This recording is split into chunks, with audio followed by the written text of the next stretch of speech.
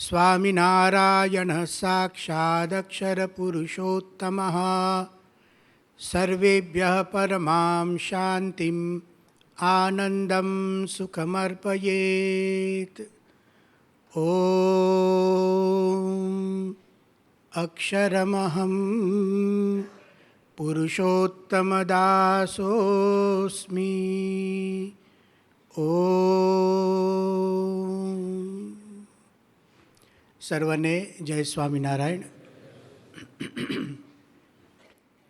આપણે સૌ ખરેખર ખૂબ જ ભાગ્યશાળી છીએ કે આપણને પરબ્રહ્મ પુરુષોત્તમ નારાયણ સર્વોપરી સર્વ કારણના કારણ એવા સ્વામિનારાયણ ભગવાનની ઉપાસના અને ભક્તિ કરવાનો અવસર પ્રાપ્ત થયો છે. આપણે એટલે પણ ભાગ્યશાળી છીએ કે આવા સ્વામિનારાયણ ભગવાનની કૃપાથી એમના જ અખંડ ધારક સંત, સાક્ષાત ગુણાતીત સંત, સાક્ષાત અક્ષર બ્રહ્મ એવા પ્રમુખ સ્વામી મહારાજ અને મહંત સ્વામી મહારાજ ગુરુ રૂપે પ્રાપ્ત થયા છે. આપણે એટલે પણ ભાગ્યશાળી છીએ કે આપણા ગુરુઓના પ્રતાપથી, એમના પરિશ્રમથી, એમની કૃપાથી આપણને અક્ષર પુરુષોત્તમ સિદ્ધાંતની પ્રાપ્તિ થઈ છે.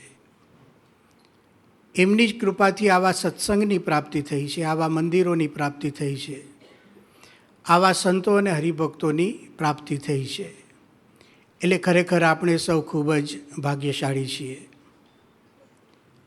સમયે સમયે આપણને આપણા શાસ્ત્રો વિશે, આપણી પરંપરાઓ વિશે સભાના માધ્યમથી ખૂબ જ જાણકારી પ્રાપ્ત થાય છે.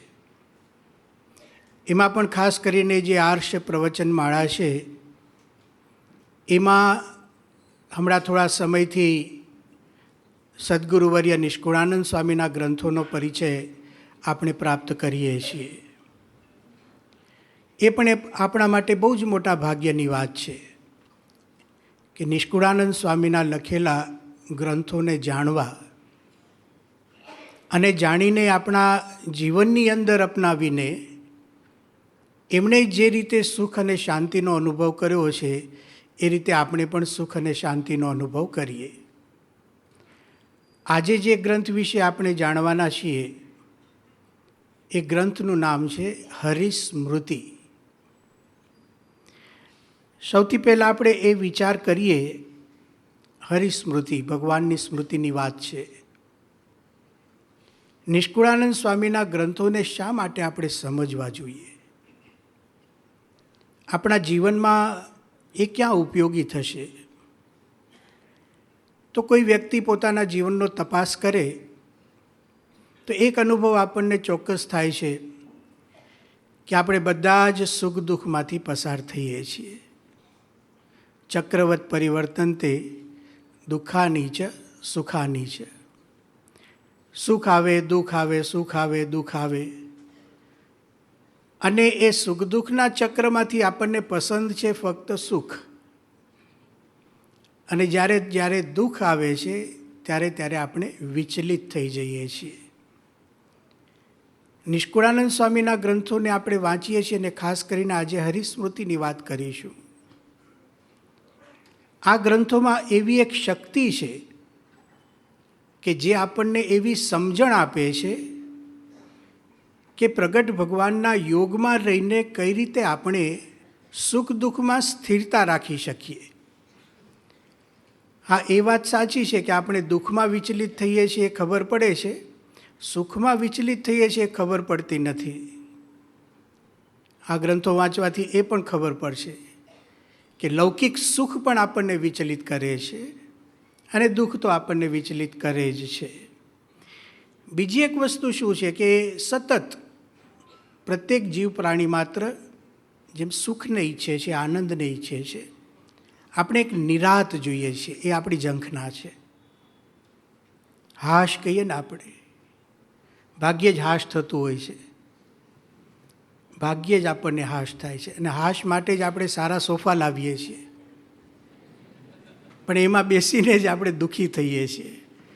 કેવું લાગે કોકને કે 25,000નો સોફા સેટ કે 50,000નો લાવ્યા, કે તમે રોજ શું કરો છો, કે મારી મૂંઝવણ આમાં બેસીને જ ચાલુ થાય છે. આપણે નિરાંત જોઈએ છીએ, શાંતિ, જીવનમાં કોઈ ઉદ્વેગ ન હોય એવી શાંતિ, ભગવાનની શાંતિ. ઘણી વખત આપણે કોઈ વ્યક્તિના જીવનમાં શાંતિ હોય તો એ જોઈને પણ આપણને થાય કે આવી શાંતિ મને ક્યારે થશે. જેમ ભગતજી મહારાજને જોઈને ઘણાને થતું. ભગતજી મહારાજને જોઈને તત્કાલીન વડતાલના જે કોઠારી હતા એમને પણ થયું કે તમારામાં શાંતિ ખૂબ છે. આશ્ચર્ય કેમ થયું કે જીવનમાં ઘણા બધા દુઃખો હતા, દુઃખના પ્રસંગો બનતા હતા, અપમાન થતા હતા. લોકો જેમ તેમ એમને કહી જતા ભગતજી મહારાજને, છતાં એમને કંઈ અસર થતી નહીં, શાંતિ. તો જો આપણને પણ ઘણી વખત થાય, આવા દ્રશ્યો આપણે જ્યારે જોઈએ ત્યારે સત્સંગીઓમાં, સંતોમાં, આપણી આજુબાજુ એવું હોય છે, લોકોના જીવનમાં સમજણ હોય છે, તો આપણી એક ઝંખના છે કે મને હાશ થાય, મને નિરાંત થાય, મને શાંતિ થાય. હરિસ્મૃતિ ગ્રંથ આપણે વાંચીશું તો એનું માર્ગદર્શન આપણને મળશે. બીજી એક વાત આપણે કરીએ, ખાસ કરીને આપણે જ્યારે સ્વામિનારાયણ સંપ્રદાયની અંદર છીએ અને સ્વામિનારાયણ ભગવાને જે તત્વજ્ઞાન આપ્યું છે, જેને આપણે અક્ષર પુરુષોત્તમ સિદ્ધાંત કહીએ છીએ, કે અક્ષર પુરુષોત્તમ દર્શન કહીએ છીએ, કે અક્ષર પુરુષોત્તમ વેદાંત કહીએ છીએ, એમાં એક બહુ જ અગત્યનો સિદ્ધાંત જે સ્વામિનારાયણ ભગવાને આપણને સમજાવ્યો છે એમના જીવન દ્વારા, એમના કાર્યો દ્વારા અને વચનામૃત જેવા સૈદ્ધાંતિક ગ્રંથો દ્વારા, એ છે ભગવાનનું પ્રગટપણું, પ્રત્યક્ષ ભગવાન, ભગવાનનો પ્રત્યક્ષ લાભ લેવો. આ બહુ જ વિશિષ્ટ વાત છે, વિશિષ્ટ સિદ્ધાંત છે કે જે મહારાજે લખ્યું વડતાલના 19મા વચનામૃતમાં, કે જ્યારે જ્યારે આ જીવને ભરતખંડને વિશે દેહ આવે છે, અવશ્ય ભગવાન અહીંયા વિચરણ કરતા હોય છે, અને જ્યારે એની ઓળખાણ થાય છે જીવને, ત્યારે આ જીવ છે ભગવાનનો ભક્ત બને છે.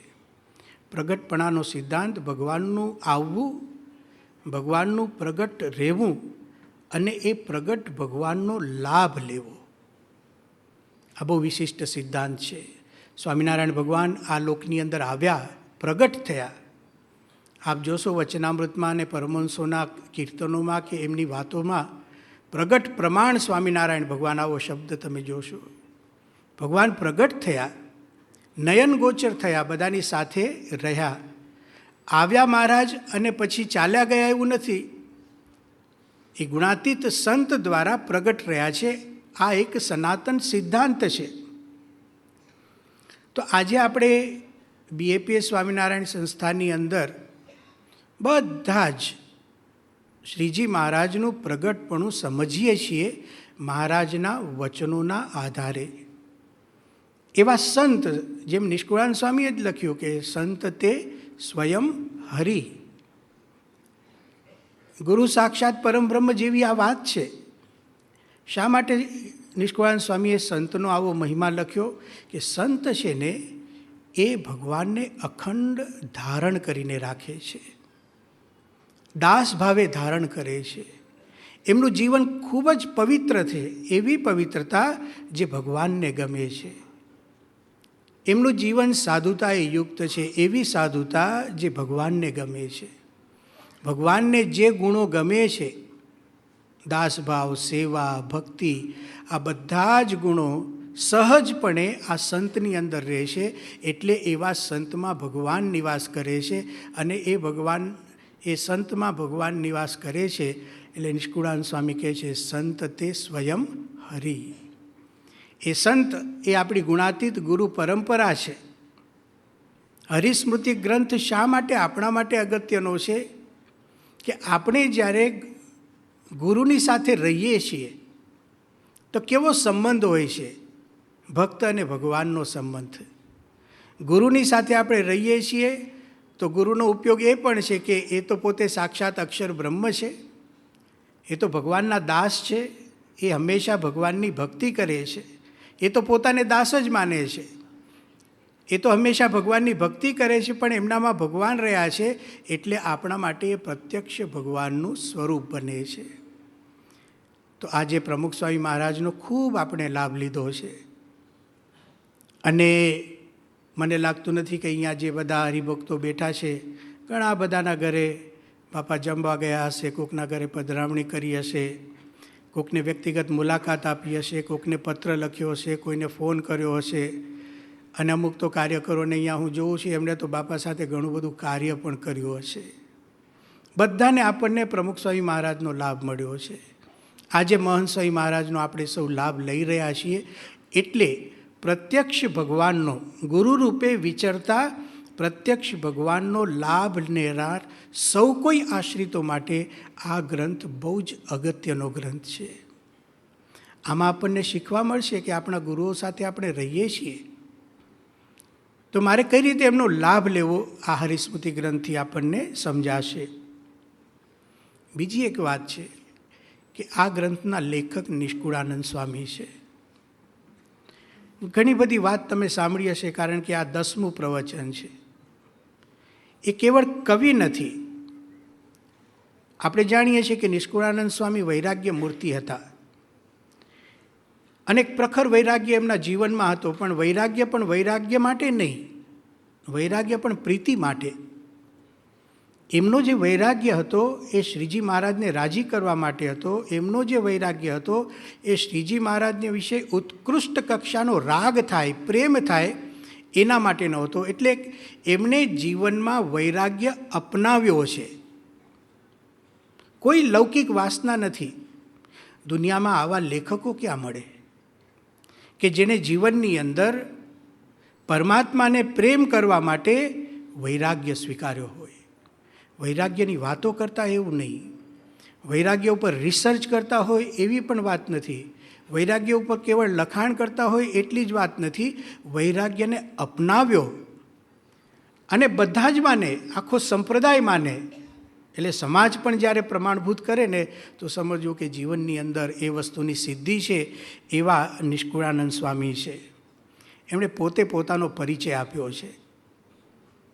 ધારો કે નિષ્કુળાનંદ સ્વામી આજે હાજર હોય ને આપણે કે સ્વામી આપનો જરા પરિચય આપો, તો નિષ્કુળાનંદ સ્વામી આપ્યો, मैं हूँ आदि अनादि, आ तो सर्वे उपाधि. જો પોતાને વિશે એક કેવી ધારણા છે એમને. સામાન્ય લેખક નથી, હરિસ્મૃતિ સામાન્ય ગ્રંથ નથી. આ એક ઉત્કૃષ્ટ કક્ષાના સાધક, ઉત્કૃષ્ટ કક્ષાના તત્વજ્ઞાની, ઉત્કૃષ્ટ કક્ષાના યોગી જ્યારે પોતાના અનુભવોને લોકો સામે મૂકે ત્યારે કેવા હોય એ આ હરિસ્મૃતિમાં આપણને સમજાય છે. બીજું એક પદ આવે છે જેમાં નિષ્કુળાનંદ સ્વામીએ પોતાનો પરિચય આપ્યો છે. એમના જ મુખ્ય આપણે એમનો પરિચય સાંભળીએ છીએ. અમે રે જડ ભરત જોગિયા. સ્વામી આપ કોણ છો? તો કે અમે જડ ભરત છીએ. એક પ્રસંગ બાપાનો યાદ આવે છે, પ્રમુખ સ્વામી મહારાજનો. અમે સારંગપુરની અંદર હતા અને આપ સૌ જાણો છો ત્યાં સંત તાલીમ કેન્દ્ર છે, સંતોનું પ્રશિક્ષણ કેન્દ્ર છે.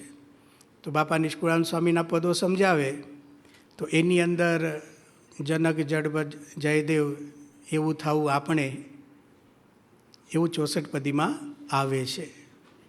તેમાં જડ ભરતની વાત આવી. તો અમે બધા સંતો બેઠા હતા.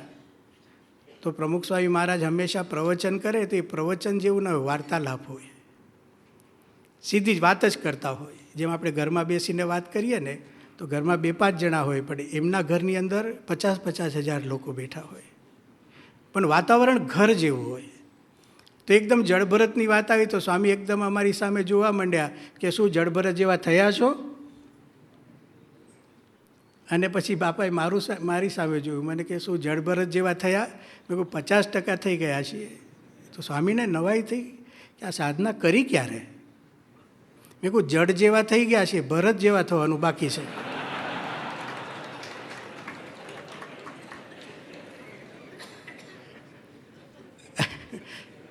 આ બધું પ્રગટ ભગવાન હોય ને ત્યારે આ એક આનંદ હોય છે. હવે નિષ્કુળાનંદ સ્વામી શું કહે છે કે અમે કોણ છીએ? જડ ભરત છીએ. જો કેવી એક ધારણા કરે છે પોતાને વિશે, કોણ લખે છે એ સમજીએ. અને એવી મહાન વ્યક્તિ જ્યારે ભગવાનનું સ્મરણ કરે ત્યારે હરિસ્મૃતિની શું કિંમત છે ખબર પડે. બધા ભગવાનને યાદ કરતા હોય છે, પણ નિષ્કુળાનંદ સ્વામી યાદ કરે ને એ વાત બદલાય છે. અને એ જ પદમાં એમણે એક વાત એવી પણ લખી છે કે મોરે અમારા વ્રતમાં મૃગે કર્યું તું વિઘનજી. ભરતજીનું આખ્યાન આપણે જાણીએ છીએ, અને એમાં મૃગલીમાં એમણે મોહ થયો ને આસક્તિ થઈને બંધન થયું, આખું આખ્યાન છે. તો ભરતજીએ યાદ રાખ્યું છે, અરે નિષ્કુળાનંદ સ્વામીએ, કે મોરે અમારા વ્રતમાં. અમારા વ્રતમાં કહીને શું છે કે આ બધું કેવું છે કે મહારાજે જેમ ગુણાતીતાનંદ સ્વામી લખ્યું, પોતાને વિશે જેવી માન્યતા કરીએ ને એવું થાય. આપણે પોતાને કામી માનીએ, ક્રોધી માનીએ, સ્વાદી માનીએ તો એવું થાય. પણ મહારાજની આજ્ઞાથી આવા એમના ઉત્કૃષ્ટ ધ્યેયો હતા. અને એ નિષ્કુળાનંદ સ્વામી આજે હરિસ્મૃતિની વાત આપણને કરવાના છે. બીજું થોડુંક, આપ સૌ ઘણા વખતથી નિષ્કુળાનંદ કાવ્યો વિશે પરિચય પ્રાપ્ત કરો છો, તો એ ગ્રંથો તમે જોશો ને તો નિષ્કુળાનંદ સ્વામીના જુદા જુદા વ્યક્તિત્વો દેખાશે, અલગ અલગ રીતે.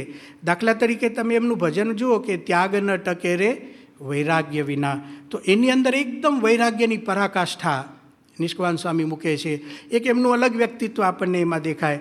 64 પદીના શરૂઆતના પદો તમે જુઓ, તેમાં સંત અને અસંતના લક્ષણો છે.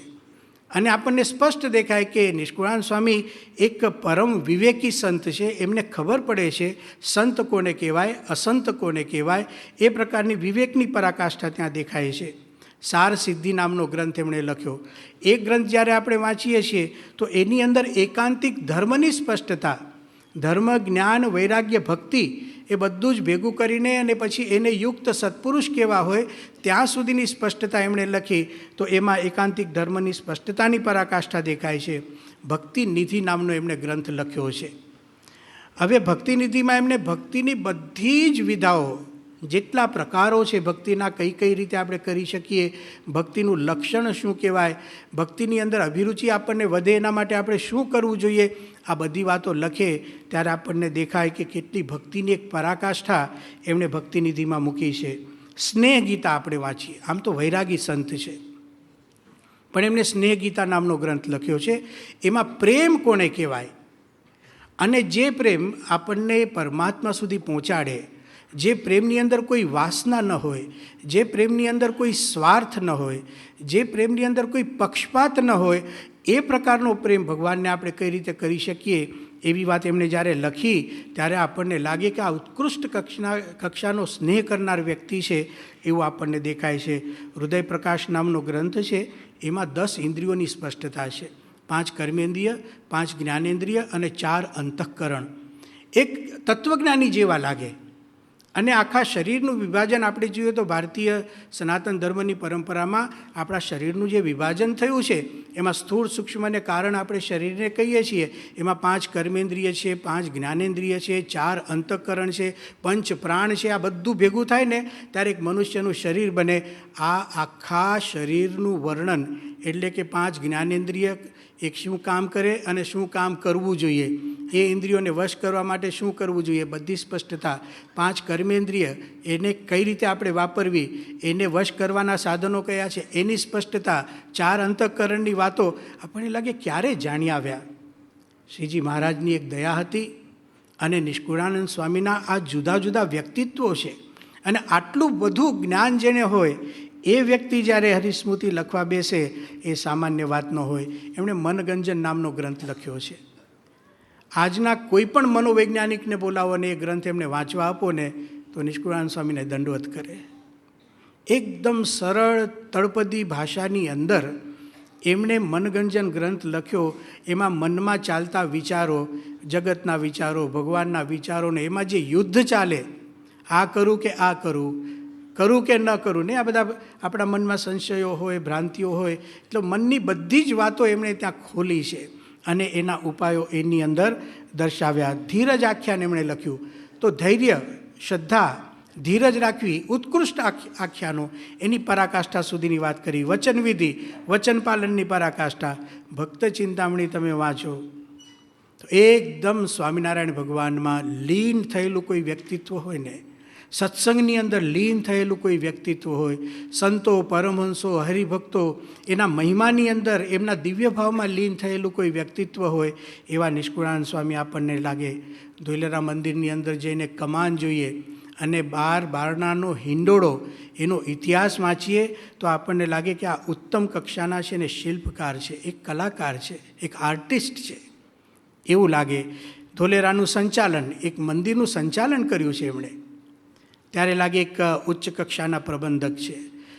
હવે આપણે શું કહેવા માગીએ છીએ કે આવી એક વ્યક્તિ કે જેમની પર્સનાલિટી તમે જુઓ તો કેટલા બધા ક્ષેત્રોમાં છે, અને કેવળ જાણે છે એવું નથી, કેવળ અનુભવી છે એવું પણ નથી, પણ એ સાધના કરે છે, એ સત્સંગમાં રહે છે, પોતે દાસભાવને સ્વીકાર્યો છે, પોતે વૈરાગ્યને સ્વીકાર્યો છે, પોતે ભગવાનની ભક્તિ કરે છે અને કડક નિયમોનું પાલન કરે છે. આવી વ્યક્તિ જ્યારે કંઈક લખે ને તો એ આપણા હિત માટે હોય. અને એ નિષ્કુળાનંદ સ્વામીએ અહીંયા આપણા માટે હરિસ્મૃતિ ગ્રંથ લખ્યો છે. હવે આ ગ્રંથને જે નામ આપ્યું છે હરિસ્મૃતિ, હરિ એટલે ભગવાન, સ્મૃતિ એટલે સ્મરણ, એમને યાદ કરે છે. સામાન્ય વાત નથી, એમના મનની અંદર હરિ શબ્દથી છે પ્રગટ ભગવાન, અને પ્રગટ ભગવાન એટલે સ્વામિનારાયણ ભગવાન, અને એમની સ્મૃતિ કરે છે, એમને યાદ કરે છે. અને જે યાદ આવ્યું છે સ્વામિનારાયણ ભગવાનની સાથે રહીને એનો ઉલ્લેખ આની અંદર કર્યો છે. આપણે આગળ જઈને વાત સમજવાના છીએ. આ ગ્રંથ છે એ 7 પ્રકરણોમાં વેચાયેલો ગ્રંથ છે, 7 એના વિભાગો છે. અને એ પ્રકરણને અહીંયા ચિંતામણી કહેવામાં આવ્યું છે. એ પણ બહુ વિશિષ્ટ શબ્દ એમણે વાપર્યો. ચિંતામણી એટલે શું? આપણે જે ચિંતવીએ એ આપણને આપે. એમ ભગવાનની સ્મૃતિ છે, સ્વામિનારાયણ ભગવાનની સ્મૃતિ, જે આપણે ઈચ્છા કરીએ ને એ આપણને એમાંથી મળે છે. એટલે એમને ચિંતામણી નામ આપ્યું છે. તો 7 ચિંતામણીઓ છે, અને લગભગ દરેક ચિંતામણીમાં 50-50 કડીઓ છે. એક ચિંતામણી એમ છે જેમાં 51 કડીઓ છે. એટલે બધું જ ભેગું કરીને 351 કડીઓનો આ ગ્રંથ છે. હવે જે ચિંતામણી જે 7 પ્રકરણો છે એમાં પ્રથમ છે સ્વરૂપ ચિંતામણી, બીજું થાળ ચિંતામણી, ત્રીજું લીલા ચિંતામણી, પછી દર્શન ચિંતામણી, મહાત્મ્ય ચિંતામણી, સુખ ચિંતામણી અને મૂર્તિ ચિંતામણી. આ રીતે એમણે પ્રકરણોના વિભાગ કર્યા છે. એમાં પ્રથમ ચિંતામણી સ્વરૂપ ચિંતામણી છે. એમાં ભગવાનના નખશિક સૌંદર્યનું વર્ણન, ચરણકમળના 16 ચિહ્નોથી લઈને શિખા સુધીના દરેક અંગની શોભાનું અહીંયા આલેખન કર્યું છે. થાળ ચિંતામણી, આ બહુ એક વિશિષ્ટ એમણે સંગ્રહ કરેલો છે કે જેમાં ભગવાનને ધરાવવામાં આવતી વિવિધ વાનગીઓ, શાકભાજી, અથાણા અને ફળોનું વિસ્તૃત વર્ણન છે. આ જે વર્ણન છે એ તત્કાલીન ખાનપાનની સંસ્કૃતિનો પણ પરિચય કરાવે છે. આપણે આગળ જઈને જોઈશું, એવું નથી કે શું શું ખાવું એનો ઉલ્લેખ કર્યો છે આમાં, પણ શ્રીજી મહારાજ શું જમતા એની સ્મૃતિ કરી છે. પછી આવે છે લીલા ચિંતામણી. એમાં મહારાજના વસ્ત્રો, અલંકારો, તેમની દૈનિક ક્રિયાઓ જેવી કે સ્નાન, પૂજા અને સભામાં વિરાજમાન થવાની લીલાઓનું વર્ણન છે. ચોથી દર્શન ચિંતામણી છે. એમાં મહારાજના સમયમાં થયેલા વિવિધ ઉત્સવો, સમૈયા, નદી તળાવમાં સ્નાન અને ભક્તોને આપેલા સુખની સ્મૃતિ છે.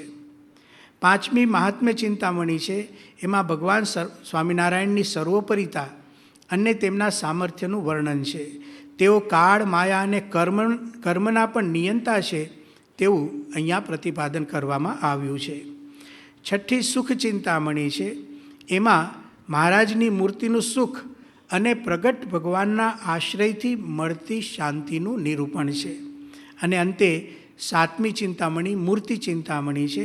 એમાં ભગવાન સ્વામિનારાયણે આપેલા અનેક પરચાઓ, ચમત્કારો અને એમના દિવ્ય ઐશ્વર્યોની વાત છે. તો આ રીતે 7 પ્રકરણની અંદર વિભક્ત આ હરિસ્મૃતિ ગ્રંથ છે. આપણે થોડું થોડું જ દરેક પ્રકરણની અંદર નિષ્કુળાનંદ સ્વામીએ શું લખ્યું, કેવી રીતે લખ્યું, એનો થોડોક આસ્વાદ અહીંયા લઈએ છીએ. પ્રથમ આવે છે સ્વરૂપ ચિંતામણી. હવે દરેક ચિંતામણી એટલે કે દરેક પ્રકરણની અંદર એમણે જે કડીઓ લખી એમાં એક એમનું ધ્રુવ વાક્ય હોય. ધ્રુવ વાક્યનો અર્થ એવો છે કે એ લીટી છે ને બધી જ કડીની અંદર આપણે બોલવાની હોય છે. આ જે પ્રથમ સ્વરૂપ ચિંતામણી છે એમાંનું ધ્રુવ વાક્ય છે નાથ નિરખ્યા છે. નાથ નિરખ્યા છે. આ શું સિદ્ધ કરે છે કે હું જે કંઈ વાત લખું છું ને એ કલ્પના નથી, જોયેલી વાતને લખું છું. આનો અર્થ એ થાય છે કે સ્મરણ પણ છે ને જોયેલી વાતનું છે. આપણે પરોક્ષપણે કોઈક વાતને વાંચીએ અને પછી એને યાદ કરીએ એમાં કલ્પના હોય. પણ નિષ્કુળાનંદ સ્વામી જે લખે છે નાથ નિરખ્યા છે. નિરખ્યા એટલે કે નજરે એમણે જોયા છે. હવે શરૂઆતમાં 44 કડીઓ સુધી નાથ નિરખ્યા છે, કેવી રીતે નિરખ્યા છે એનું વર્ણન, આખી મૂર્તિનું વર્ણન છે. એટલે કે શ્રીજી મહારાજનું તત્કાલીન શરીર, જેમ હું આપને જોઈ રહ્યો છું, આપ મને જુઓ છો અને હું આપને જોઉં અને આપનું વર્ણન લખતો જોઉં, એવી રીતે નિષ્કુળાનંદ સ્વામીએ લખ્યું. એવી રીતે તો ન કહેવાય, કારણ કે આપણે તો જોઈને હરખું લખી નથી શકતા, લખતાય નથી આવડતું. પણ આપણે સમજાવવા માટે વાત કરીએ છીએ કે એક એમનું જે શરીર હતું, ભગવાન આ લોકની અંદર આવ્યા, એક ઐતિહાસિક બને છે. ભગવાન નિત્ય છે, એમનો નાશ પણ નથી, એમનો જન્મ પણ નથી, એમની મૃત્યુ પણ નથી, એ તો સર્વત્ર સદાય છે. છતાં પણ એ કૃપાએ કરીને આ લોકમાં આવે છે, મનુષ્ય શરીર ધારણ કરે છે. એ મનુષ્ય શરીર જે ધર્મદેવ અને ભક્તિ માતા થકી પ્રગટ થયું, એનો એક દસ્તાવેજ આ ગ્રંથ બની જાય છે. છેક મહારાજના ચરણથી લઈને મહારાજની શિખા સુધીનું સંપૂર્ણ એમણે નજરે જોયેલું વર્ણન આ ગ્રંથમાં કર્યું છે.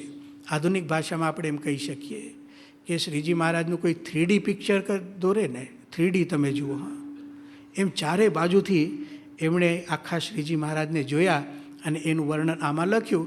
અને પછી આના પછી બીજી થાળ ચિંતામણી આવે છે. એટલે એની સંગતિ માટે પછી મહારાજની દિનચર્યા થોડીક લખીને સવારે ઉઠે અને બપોરે જમવા જાય, ત્યાં સુધી જમવા બેસે અને ચિંતામણી પૂરી થાય. આ પ્રકારનું સરસ આયોજન અહીંયા કર્યું છે. અને એમણે મંગલાચરણ કર્યું. એમાં નિષ્કુળાનંદ સ્વામી એમ લખે છે, મનોહર સુંદર મૂર્તિ સહજાનંદ સુખરૂપ, નખ શિખ સુધી નિરખતા આવે આનંદ અનુપ, પ્રથમ પ્રભુ પ્રગટને રાખું હૃદયામાય, અંગો અંગ અવલોકીને અંતર રહું ઉછાય. જો આ કેવો લાભ છે પ્રગટના ઉપાસકોને. બહાર જુએ તો પ્રગટ છે અને પ્રગટને અંદર સંભાળવાના છે. એટલે આમ લાગે સ્મૃતિ, પણ એમના માટે તો સ્મૃતિ પણ પ્રત્યક્ષ છે. કારણ કે જે પ્રત્યક્ષ છે એની સ્મૃતિ કરીએ છીએ. મહારાજની ભેગા રહીને મહારાજને યાદ કરવા તો કેવી વાત છે. એટલે બધે લાભ અને લાભ નિષ્કુળાનંદ સ્વામીને દેખાય છે. હવે શા માટે એ મહારાજને યાદ કરે છે? હા, મહારાજને વિશે હેત છે, પણ ખાલી મહારાજ એટલે એક વ્યક્તિ તરીકે હેત છે એવું નથી. એમનું હેત, એમની પ્રીતિ એ બ્રહ્મ સ્વરૂપી પ્રીતિ જેવી હોય એવી એમની પ્રીતિ છે. ઉત્કૃષ્ટ કક્ષાનો સ્નેહ એમને વિશે છે. એ સ્વામિનારાયણ ભગવાન જે છે ને મનુષ્ય રૂપે અવતર્યા, એમને પરબ્રહ્મ પુરુષોત્તમ માને છે. જે મહારાજ હતા અને નિષ્કુળાનંદ સ્વામી એમને માને છે ને એટલે એમની સ્મૃતિ કરે. જેની તેની સ્મૃતિ નથી લખી પાછી એમણે. હરિસ્મૃતિ લખીને બીજી કોઈ સ્મૃતિ લખી છે? નથી લખતા. ગમે ત્યાં જોડાણ નથી. શ્રીજી મહારાજને વિશે છે, કારણ કે ભગવાનપણાનો નિશ્ચય હતો. પોતે લખે છે, પુરુષોત્તમ પરમ દયાળ નાથ નિરખ્યા છે. અમે જોયું કે તમે પુરુષોત્તમ છો, તમે પરમ દયાળુ છો. શ્રી ભક્તિ ધર્મના બાળ નાથ નિરખ્યા છે. સુખદાયી સહજાનંદ નાથ નિરખ્યા છે. સત્સંગીના સુખકંદ નાથ નિરખ્યા છે.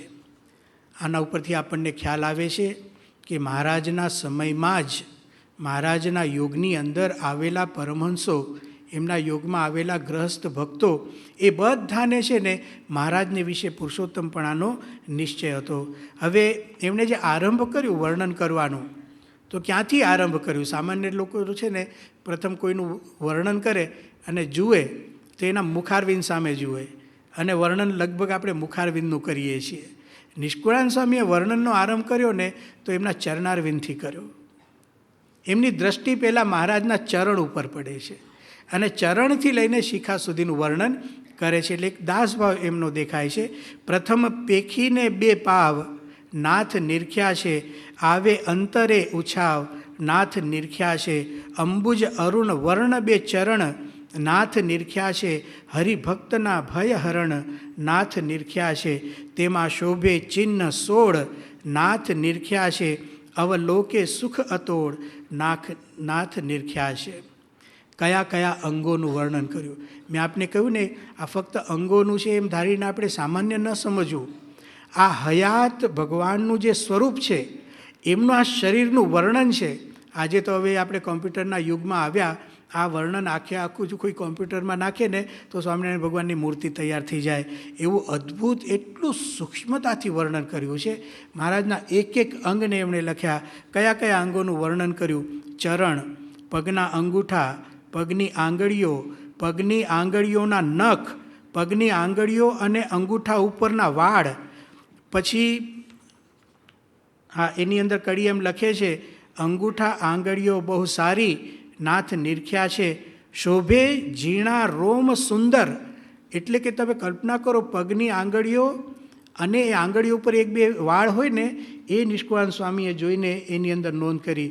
પછી પગની ઘૂંટી, બે પેની, પિંડી, જંઘા, ઘૂંટણ, કટી, નાભી, પેટ, ત્રિવડી, છાતી, હેત ભર્યું હૈયું, બે કુક્ષી, ખભા, ભુજા, કોણી, કાંડા, હાથ, હથેળી, પાંચે આંગળીઓ, વેઢા, વીરા, ટેરવા.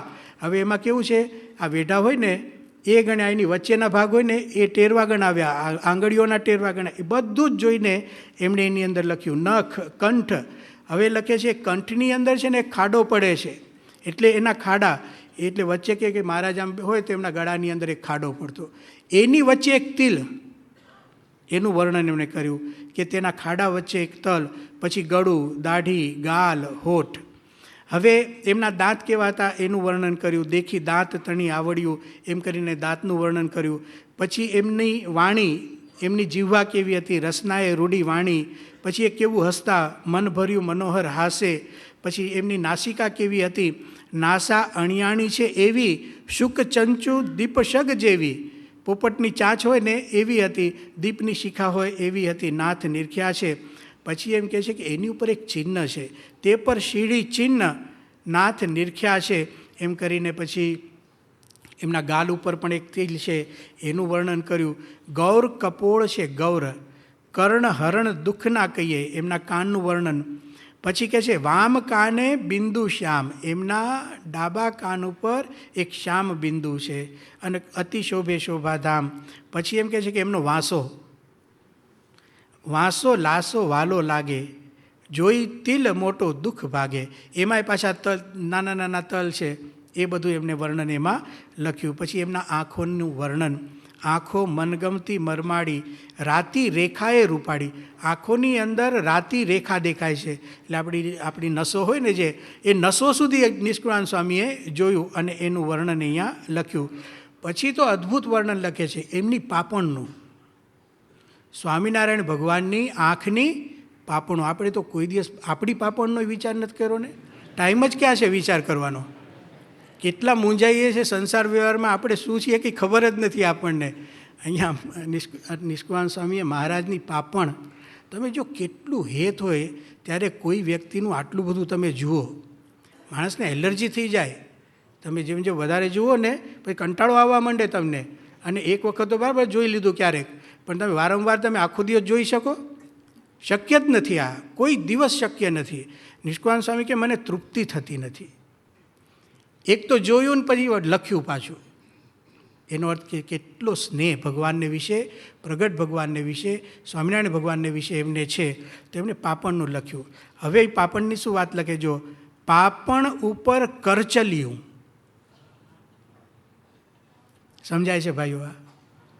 આ પાપણ ઉપર કરચલી પડે ને એ કહે છે, હવે એ સ્પષ્ટ કરે કેટલી કરચલી છે એની નોંધ છે. હા, પાપણ ઉપર કરચલ્યું સારી શોભે છે બે ભલ્યું. આ નિષ્કુળાનંદ સ્વામી છે, તમે જુઓ. અને કેટલા મહારાજ આકર્ષક હશે, તો આવા એક વૈરાગીને ખેંચે છે, જે કોઈ દિવસ કોઈની સામે જુએ નહીં, એ કોઈના રૂપમાં તણાયેવા નથી. એવા નિષ્કુળાનંદ સ્વામી, એમણે આ વર્ણન લખ્યું. પછી ભ્રુકુટનું વર્ણન, ભાલનું વર્ણન, ભાલની વચ્ચે રેખા રૂડી, એ પણ લખ્યું કે અહીંયા એક રેખા છે. નળવટ રેખાનું વર્ણન, લમણાઓનું વર્ણન. પછી એમ કહે છે કેશ અને કપાળની વચ્ચે એક ચિહ્ન. આ છે ને કેશ અને કપાળ, એમાં એક ચિહ્ન જોયું. એટલે કહે છે કેશ કપાળ વચ્ચે કહીએ ચિહ્ન ચિંતવી સુખ લઈએ. પછી તાળવાનું વર્ણન છે. મુખની અંદર તાળવું આવે ને આપણું, તાળવાનું વર્ણન કર્યું છે. એમ કરીને પછી મહારાજના કેશ કેવા હતા એ કેશનું વર્ણન કરીને પછી શિખા સુધી જઈને જે નીચેથી ચરણથી શરૂ કર્યું એની પૂર્ણાહુતિ કરે છે.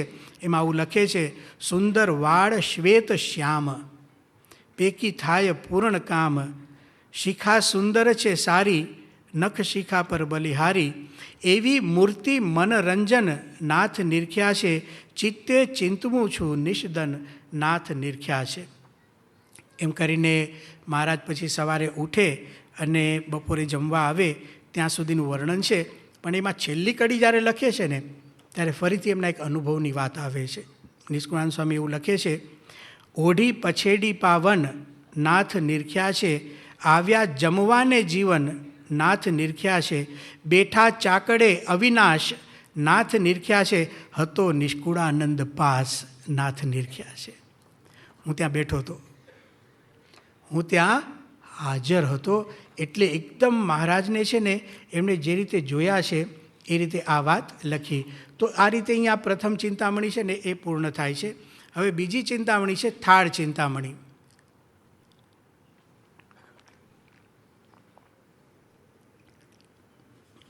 કદાચ એમાં આપણને બહુ જ રસ પડશે, કારણ કે આમાં આપણને ગમતી વસ્તુઓની વાત આવવાની છે. અને એનું ધ્રુવ વાક્ય દરેકમાં મેં કહ્યું ને એક વાક્ય એમનું ચાલે છે. એ ધ્રુવ વાક્ય છે, જમતા જોયા છે. જમતા જોયા છે. શું જમતા જોયા છે એનું વર્ણન છે. અને એમાં શરૂઆતમાં મંગલાચરણ કરતા નિષ્કુળાનંદ સ્વામી લખે છે, ભોજન બહુ રસ ભર્યા જુગતે કર્યા જેહ. આણી ચોકી ઉપરે તાજા જમવા તેહ. પાક બહુ પ્રકારના વિધવિધના વ્યંજન પૂર્યા કટોરા પ્રેમશું જુગતે જમે જીવન. એમ કરીને એમણે 51 પ્રકારના મિષ્ટાનના નામ લખેલા છે આ ગ્રંથની અંદર. અને તમે જોજો, આ વાંચજો બધું. અત્યારે જે સાંભળો છો ને આ થાળ ચિંતામણી તો તમારે કામ લાગે એવી છે. 51 પ્રકારના મિષ્ટાનની વાત છે. મગદળ, અરે મોદક મગદળને મોતિયા જમતા જોયા છે. લાખણ સાહીને સેવૈયા જમતા જોયા છે. પછી ધાન, રોટલી, રોટલા, પુડલા, ખીચડી વગેરે 35થી વધારે વસ્તુઓ એવી છે. જાર, બાચડી, બાવટ પોળી જમતા જોયા છે. ઘીમાં ઘઉંની જબોડી જમતા જોયા છે. મઠ જવના રોટલા જમતા જોયા છે. ચીણા ચણાના બહુ ભલા જમતા જોયા છે. રાતા મરચાં ને રોટલા, રાતા મરચાં એટલે ખબર પડી ને, લાલ મરચાં ને રોટલા. કરજો ઓર્ડર, લાલ મરચાં ને. કેવું, જો મહારાજ કાઠિયાવાડમાં રહ્યા છે, ગુજરાતમાં પણ રહ્યા છે, કચ્છમાં પણ રહ્યા છે, મહારાજે બધાને લાભ આપ્યો. તો આ બધું વર્ણન છે ને નિષ્કુળાનંદ સ્વામીએ લખ્યું. રાતા મરચાં ને રોટલા જમતા જોયા છે. મગ ચણાના પુડલા જમતા જોયા છે. શાકભાજી અને કઠોળ 40 જેટલા. વાલ મઠને વટાણા જમતા જોયા છે. કાજુ કળથી ચોળા દાણા જમતા જોયા છે. વૃંતાક વાલોડ વળી જમતા જોયા છે. સારા સુરણ ઘીમાં તળી જમતા જોયા છે. સારા શક્કરિયાના શાક જમતા જોયા છે. વઘાર્યા હાથે શું વૃંતાક જમતા જોયા છે. એમ કરીને બધા શાકોનું વર્ણન છે. ફરસાણ અને ભજીયા 20 જેટલા છે. અથાણા, આથેલા અથાણા એ પણ 20 કરતાં વધારે. મુખવાસમાં નાખવાની વસ્તુઓ 17 જેટલી છે. ફળોના નામ 25 જેટલા છે અને અન્ય વાનગીઓ 50થી વધારે છે. બધું ભેગું કરીએ ને તો 250થી વધારે એક અન્નકૂટનું વર્ણન થાય ને એ નાત એટલે જમતા જોયા છે. આ આઈટમોનું લિસ્ટ નથી, એટલું યાદ રાખજો. શ્રીજી મહારાજે જે ગ્રહણ કર્યું ભક્તોના ભાવને, મહારાજને તો કોઈ વસ્તુમાં તો પોતે તપસ્વી જેવા હતા, પણ હરિભક્તોને ખૂબ રાજી કરતા. તો એ વાત અહીંયા આ બધી નિષ્કુળાનંદ સ્વામીએ નોંધી છે. એક વખત સારંગપુરની અંદર સંતોને જ્યારે આ બધું અભ્યાસ કરાવવામાં આવે ત્યારે નિષ્કુળાનંદ કાવ્યનો પણ અભ્યાસ કરાવવામાં આવે છે. ખૂબ ઊંડાણથી સંતો બધા એનો લાભ લેતા હોય છે.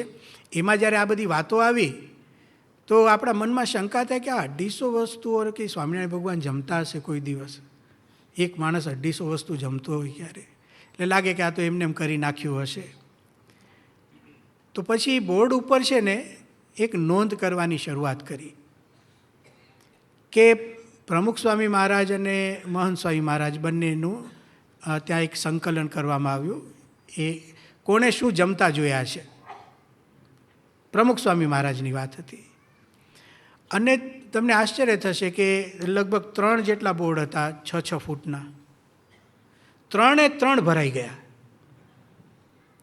વાસ્તવિકતા એવી છે કે પ્રમુખ સ્વામી મહારાજ જ્યારે જમે ને તો એ તો બહુ જ અલ્પ જમે અને લગભગ 1 વાટકા જેટલું એમનું બધું ભેગું કરીએ તો આહાર એમનો બને. અને કોઈ દિવસ વધારે પડતું જમવું કે સમય વગર જમવું એવું તેમને ટેવ જ નહોતી. એમ છતાંય પ્રસાદ આવે ને તો નાની કટકી એ પોતે લે. એવું પણ જોયું ને તો એટલું બધું લાંબુ લિસ્ટ થયું ને ત્યારે બધાને પ્રતીતિ થઈ કે આ વાત સાચી છે જે નિષ્કુળાનંદ સ્વામીએ અહીંયા જોયું છે. હવે તમે જુઓ કે આમાં તમે જોશો થાળ ચિંતામણીમાં તો કેટલીક જગ્યાએ છે ને વાનગીમાં વપરાતા મસાલા કે વાનગીને બનાવવાની રીત પણ એમાં એમણે લખી છે. દાખલા તરીકે ભાજી તાજી રાઈ સારી, ઘણે ઘી જીરે વઘારી, અજમો પોઈ પત્રવેલા, ભજીયા અળવીના કરેલા જમતા જોયા છે. પાપડ અડદને મગના, ઝીણા લોટની સગના. જોયું પાછું લોટ ઝીણો છે, કકરો છે, એનું આખું વર્ણન કરે છે. કોઠિંબાની 2 જે કાચલીઓ, બીજી હળદી તેલે ભર્યો. કે કેટલીક એમ હતી બીજામાં હળદર અને તેલ નાખેલું હતું. આ પ્રકારનું વર્ણન થાળ ચિંતામણીમાં આવે છે.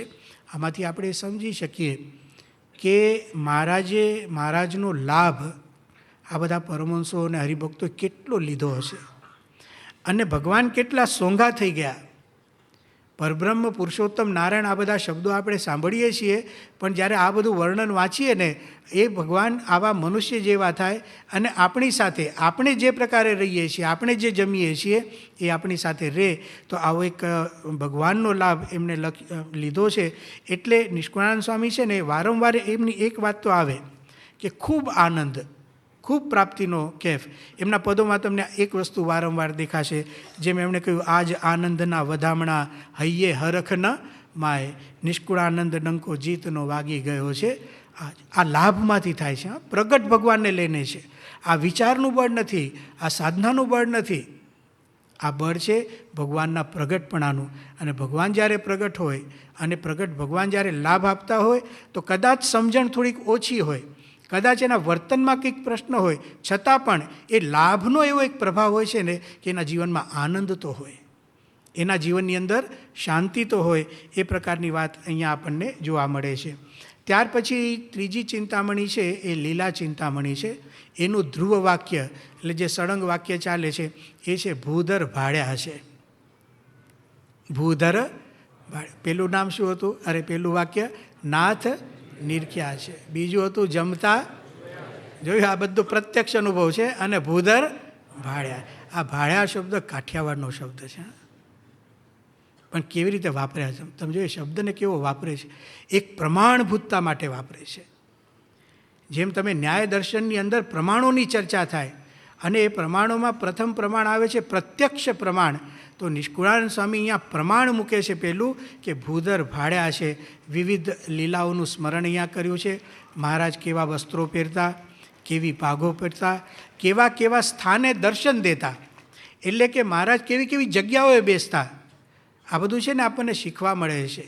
આપણે પણ સત્પુરુષનો ઘણો બધો લાભ લીધો છે, પણ નિષ્કુળાનંદ સ્વામી જે રીતે વર્ણન લખે ત્યારે આપણને થાય કે ઓ અચ્છા, આને પણ લાભ કહેવાય. આપણે અમુક જ વસ્તુઓને લાભ સમજીએ છીએ કે બાપા આપણને બોલાવે, કે આપણી સાથે વાતચીત કરે, કે આપણને કંઈક પ્રસાદ આપે. આમણે તો જાણે શ્રીજી મહારાજની હયાતી એમના માટે લાભ હતી. કેવા કેવા સ્થાને દર્શન કર્યા એનું વર્ણન એમણે લખ્યું. ખાટ પાટ ને પલંગ ભૂદર ભાડ્યા છે, બેઠા ઢોલઈએ ઉમંગ ભૂદર ભાડ્યા છે. છપ્પર પલંગ ખાટલે ભૂદર ભાડ્યા છે, ખુરશી બાજોઠ પાટલે ભૂદર ભાડ્યા છે. સાંગા માચી સિંહાસને ભૂદર ભાડ્યા છે, ગાદી ચાકડે આસને ભૂદર ભાડ્યા છે. મેળે મંચે ડોલ હિંડોળે ભૂદર ભાડ્યા છે, ગોખ વાણ વંડી દિવાલે ભૂદર ભાડ્યા છે. કુબા ઘર મેડી હવેલી ભૂદર ભાડ્યા છે, બેઠા બંગલે શંકા મેલી ભૂદર ભાડ્યા છે. મંદિર મંડપ દલીચા દેરે ભૂદર ભાડ્યા છે, તંબુ રાવટીએ બહુ વેરે ભૂદર ભાડ્યા છે. આ જગ્યાઓનું વર્ણન બહુ જ લાંબુ લિસ્ટ છે. પછી કહે છે કે વ્યવસ્થા કેવી હતી, અને વ્યવસ્થાનું પણ થોડું વર્ણન કર્યું. ક્યાંક પાથરવાનું હોય, ક્યારેક ન હોય, ક્યારેક ગોદડું હોય. એ કહે છે ગોદડી ગોદલા ગાદલા ભૂદર ભાડ્યા છે, ત્યાં દર્શન થયા છે ભલા ભૂદર ભાડ્યા છે. ઝાડ પાડ ને પાષાણે ભૂદર ભાડ્યા છે, ક્યારેક પથરા ઉપર મહારાજ બેસતા, બેઠા ભૂમિ ઉપર જન જાણે ભૂદર ભાડ્યા છે. પછી મહારાજની એક બહુ વિશિષ્ટ એક પ્રકૃતિ હતી કે એ પોતે પીરસવા નીકળતા. ખાસ કરીને પરમહંસો જમતા હોય, હરિભક્તોને પણ પીરસતા. અનેક લીલાઓનું વર્ણન છે. એમણે અહીંયા એક પીરસણ લીલા એમની કેવી રીતે મહારાજ પીરસતા એ વાત એમણે નોંધી છે. બેઠા પંગતે મુનિરાજ ભૂદર ભાડ્યા છે, આવ્યા પીરસવા મહારાજ ભૂદર ભાડ્યા છે. પીરસે પંગતમાં હરિ પોતે ભૂદર ભાડ્યા છે, જન તૃપ્ત ન થાય જોતે. લાડુ જલેબી લઈને ભૂદર ભાડ્યા છે, જાય જોરાજોર દઈને. એટલે પરાણે મહારાજ પીરસતા એનું વર્ણન છે. બહુ પીરસે પ્રેમે કરી ફરે પંગતમાં ફરી ફરી, લઈ ભોજનના નામ આપે ઘણે હેતે ઘનશ્યામ. ભોજન એટલે જે પીરસવા નીકળ્યા હોય ને, તો મહારાજ એના નામ જોર જોરથી બોલે. જેને કોઈ પીરસવા લાડુ લઈને નીકળે તો જોર જોરથી બોલે, લાડુ બોલો, લાડુ બોલો, લાડુ. આવું હોય. મહારાજ આવું કરતા. ચાલો જલેબી જલેબી, ઓલા કે ના, તો કે આપો 10, બોલો લાડુ. જો આ એક પ્રગટ ભગવાનનો લાભ છે. ભગવાનને માયાથી પર સમજવા, ભગવાનને અષ્ટ પ્રકારની પ્રકૃતિઓથી પર સમજવા, એ અંધકારથી પર છે, તમસઃ પરમ, આ બધું છે ને એ વાસ્તવિકતા છે. એમનું દયાળુપણું એ જ છે કે એ આવે છે આ લોકમાં અને તમે જુઓ, લો લાડુ લો લાડુ. પરબ્રહ્મ બોલે છે, પુરુષોત્તમ બોલે છે. અને નિષ્કુળાનંદ સ્વામીએ પકડ્યું અને આની અંદર એમણે લખાણ કર્યું. લીધા લટકે લાડુ હાથ ભૂદર ભાડ્યા છે, નિજ જન જમાડે નાથ ભૂદર ભાડ્યા છે, વગેરે વગેરે. મહારાજ જે જમાડતા એનું વર્ણન અહીંયા કર્યું. બીજું નિષ્કુળાનંદ સ્વામીએ શું લખ્યું કે ઋતુ પ્રમાણેનું વર્ણન, કે મહારાજ છે એ શિયાળામાં કઈ રીતે એ રહેતા, ઉનાળામાં કઈ રીતે, વરસાદની ઋતુમાં શું હોય એનું વર્ણન. શીત ઋતુ માહી સારી ભૂદર ભાડ્યા છે, તાપે સુખડે સુખકારી ભૂદર ભાડ્યા છે. તાપણું કરતા મહારાજ. ચકમો ચોફાડ રજાઈ ભૂદર ભાડ્યા છે, ઓઢી પછેડી તે માઈ ભૂદર ભાડ્યા છે. હવે ઉનાળાની વાત કરે છે. ઉષ્ણ ઋતુમાં અવિનાશી ભૂદર ભાડ્યા છે, શીતળ જળ પીતા સુખ રાશિ ભૂદર ભાડ્યા છે. પંખા કરતા સેવક પાસે ભૂદર ભાડ્યા છે. પંખો નાખે ને એનું વર્ણન છે. શીતળ ચંદન ચર્ચા દાસે ભૂદર ભાડ્યા છે. ચોમાસામાં ચઢી ચાખડીએ ભૂદર ભાડ્યા છે, સુંદર સારી કર લાકડીએ. વરસાદમાં પડી ન જવાય ને એટલે હાથમાં લાકડી લઈને ક્યારેક મહારાજ ચાલતા. ઓઢી કામડી સુવાડી ભૂદર ભાડ્યા છે, ધારી છત્રી રૂપાડી ભૂદર ભાડ્યા છે. તો આ રીતે ઋતુ પ્રમાણેનું વર્ણન છે. અને પછી છેલ્લી કડી આવે છે. લગભગ છેલ્લી કડીમાં છે ને એમનો આનંદ અભિવ્યક્ત થાય છે. અહીંયા પણ એ લખે છે, એવા અલૌકિક સુખ દેતા ભૂદર ભાડ્યા છે, આનંદ નિષ્કુળાનંદ લેતા ભૂદર ભાડ્યા છે. તો આ એક ભગવાનનું હોવું, ભગવાનને જોવા અને એમને ભગવાન તરીકે જોવા. અને ભગવાન તરીકે જોવા છતાં એમના મનુષ્ય ચરિત્રોનું વર્ણન કરવું એ નિષ્કુળાનંદ સ્વામીના આ કાવ્યની અંદર દેખાય છે. પછી હરિસ્મૃતિમાં ચોથી ચિંતામણી છે દર્શન ચિંતામણી.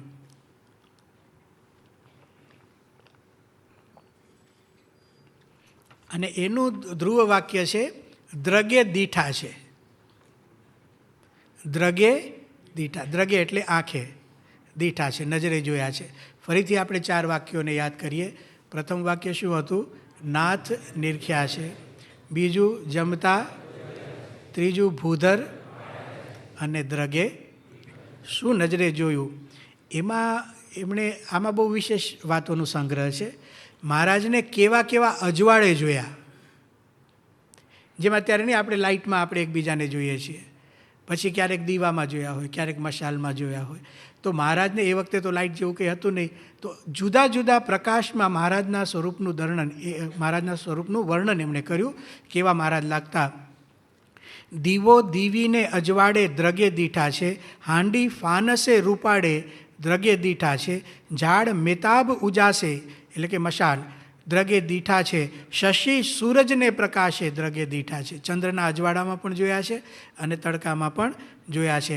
બળતી અગ્નિ બપોરીએ દ્રગે દીઠા છે, ગમતી દેહ ઘણું ગોરીએ દ્રગે દીઠા છે, ઉઘાડી રાત ઉડુગણ તેજે દ્રગે દીઠા છે, એહ વિના ઉજાસે બીજે. અને બીજા પણ ઘણા બધા ઉજાસ એટલે પ્રકાશમાં મહારાજને જોયા છે. ત્યાર પછી મહારાજની રંગલીલાનું વર્ણન આ દર્શન ચિંતામણીમાં નિષ્કુળાનંદ સ્વામીએ કર્યું. પછી વિવિધ પ્રકારના ઉત્સવો મહારાજ ઉજવતા. સમૈયા ઉત્સવ કરતા દ્રગે દીઠા છે, મેળા માહી ઘોડે ફરતા. આખો ઉત્સવ હોય તેમાં મહારાજ ઘોડા ઉપર બેસીને વિચરણ કરતા, એનો ઉલ્લેખ અહીંયા કર્યો. મહારુદ્ર અતિરુદ્ર માહે દ્રગે દીઠા છે, કરી 84 પણ તાહી દ્રગે દીઠા છે, બ્રહ્મ ભોજન કરાવ્યા ભારે દ્રગે દીઠા છે, ખટ માસ સુધી એકવારે 6 મહિના સુધી બ્રાહ્મણોને જમાડે અને યજ્ઞો કરે. એ પ્રકારની વાત એમણે નોંધી. ત્યાર પછી મહારાજના સ્વાભાવિક ચરિત્રો, જેમ કે મંદિરમાં સેવા કરવી, ઠાકોર મંદિર કરવા કાજે દ્રગે દીઠા છે, લીધી માથે ઈંટ મહારાજે દ્રગે દીઠા છે. વળી મહારાજ પ્રદક્ષિણા ફરતા મંદિરની, આમાં નિષ્કુળાનંદ સ્વામીએ નોંધ લખી છે, 100 પ્રદક્ષિણા કરતા દ્રગે દીઠા છે. મંદિરની 100 પ્રદક્ષિણા મહારાજ ફરતા. પછી દંડવત કરતા એ વાત છે. સમાધિ પ્રકરણની વાત છે. મહારાજે પરમહંસોને દીક્ષા આપી એનું વર્ણન છે. મુમુક્ષુને સાધુ કરતા દ્રગે દીઠા છે, નંદ પદવી નામ ધરતા દ્રગે દીઠા છે. પછી મહારાજ શું કહેતા દીક્ષા આપીને એનું વર્ણન કહે છે. કહે દેશ પ્રદેશ ફરજો દ્રગે દીઠા છે, સ્વામી નારાયણ ઉચ્ચરજો દ્રગે દીઠા છે. પોતે જ સ્વામિનારાયણ મંત્ર આપતા. પછી મહારાજ ભેદભાવ વિના બધાને મળતા, એનું વર્ણન છે. બીમારને ખાસ મળવા જતા. આ નિષ્કુળાનંદ સ્વામીએ લખ્યું છે. કોઈ રોગી જોગી જાણી દ્રગે દીઠા છે, જાય પોતે ત્યાં તાણી દ્રગે દીઠા છે, ખરી ખબર તેની લેતા દ્રગે દીઠા છે, દિયે સુખ થાય જે દેતા દ્રગે દીઠા છે, માંદાને જોવા જાતા દ્રગે દીઠા છે, વડી વઢતાને વારતા દ્રગે દીઠા છે. વઢતાય ખરા, કોકને કહેવું પડે તો મહારાજ કહેતા પણ ખરા. ખાસ કરીને દિન ઉપર એમને બહુ જ દયા આવતી. તો કોઈને કોઈ વસ્તુની જરૂર હોય તો મહારાજ આપી દેતા. મહારાજની એક આદત હતી આપી દેવાની, અને એ કોઈને દુખ્યો જોઈ નહોતા શકતા. એનું વર્ણન અહીંયા કર્યું. પછી મહેમાનોની વાત કેટલીક લખી છે.